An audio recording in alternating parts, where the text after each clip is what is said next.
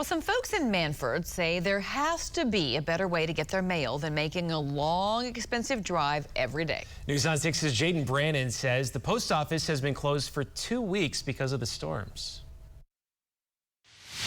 After last week's windstorm, some towns are still without basic necessities. The Mannford post office has tarps on the roof, shingles on the ground, and no mail inside. People are confused about why there isn't a solution to get their mail other than making a 1-hour round trip. Can't you figure out how come they didn't put a portable post office in Mannford? Not only is the building here in Mannford closed, but they've also taped shut these mailboxes to keep people from dropping off their mail. So, to pick up their mail or mail something, they have to go to the town of Maramec, about 30 miles to the west. We're going to go to Maramec, pick it up. Hopefully it's there. Most people aren't happy with the situation. You have to take a day off to pick up your mail.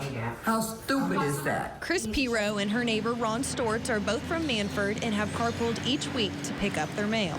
This is about a week's worth for me. A lot of folks have been waiting on important medications and documents.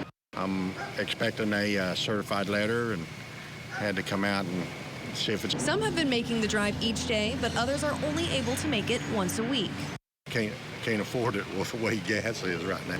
We contacted the Mannford post office for answers. They sent us a statement that says, in part, they had to move their services to Maramec because it was the only post office big enough to handle their P.O. boxes that still had power and internet. Because the Postal Service rents the building, they don't know when the repairs will be done and when it can open again. For now, the Maramec parking lot will remain full of Mannford residents hoping they can get their mail. In Maramec, Jayden Brannon, Oklahoma's own News on 6.